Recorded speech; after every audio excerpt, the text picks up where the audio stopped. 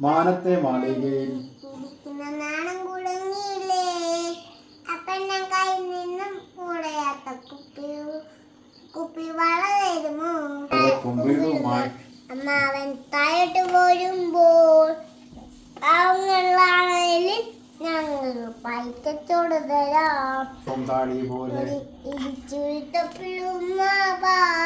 താഴോട്ട് പോരുമ്പോ എനിക്കൊരു കാര്യം കൊണ്ടുവരുമോ